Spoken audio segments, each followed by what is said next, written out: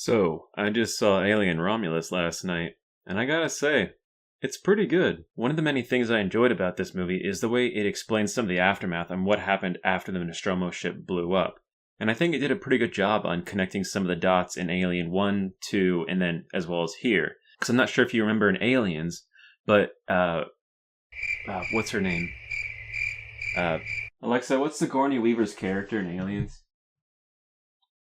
Sigourney Weaver plays Ripley in Aliens. Ripley. Ripley makes a report that she blew this creature out of an airlock to the company that she was working for. So it would make sense that they would end up going to try and find it.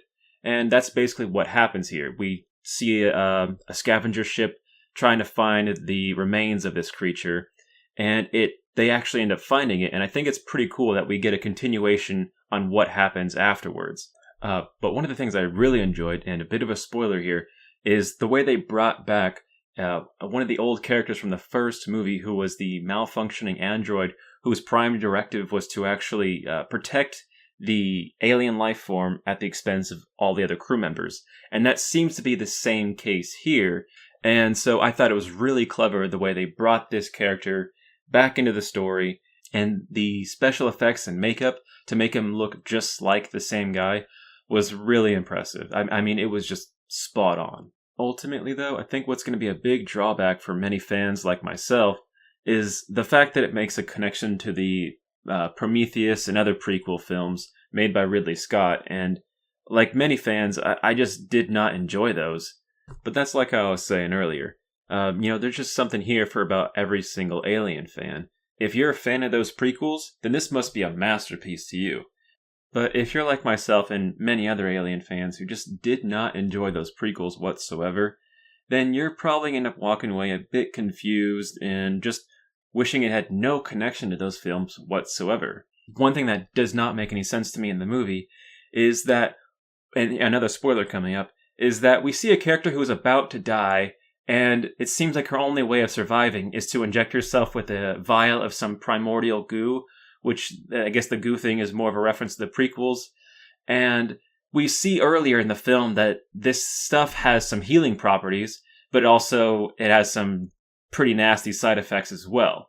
And she ends up injecting herself with it, and then she gives human birth, to a human combination xenomorph.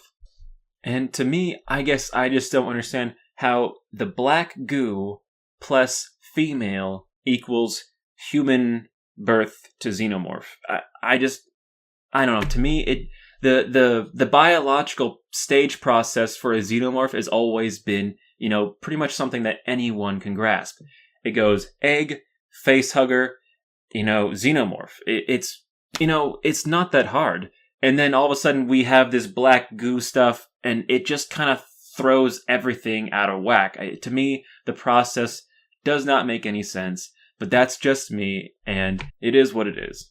Other than that, like I said, the movie is pretty solid, and I think it actually has some very interesting concepts, stuff that I'd never seen before at an Alien movie, which is a combination of the zero gravity and acid blood floating around, which made for a very badass scene, as well as how the xenomorphs actually evolve.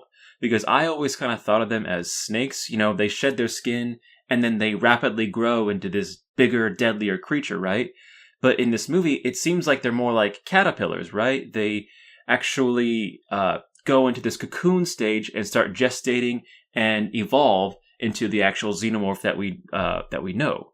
On top of which, one other thing that was pretty new is the aim assist, which is, from a gamer standpoint, is pretty hilarious. From a story point of view, though, it actually makes a lot of sense, because the character isn't very combat experienced, so they came up with an explanation on how she's able to pick up a weapon and just start mowing these things down by insane numbers. So I think that works really well here. I guess the question I have, though, is if the technology existed for it back then why didn't Ripley have it for 1 or 2 or 3 or 4 for that matter? It seems like it would have been really helpful. And that's pretty much all I got here. And I hope, just let me know what you think. Did you like the movie? Are you planning on seeing it while it's still in theaters? If not, then I think you should. So if you enjoyed content about movies, games, and upcoming releases, then be sure to hit that like and subscribe button. And take care, everyone.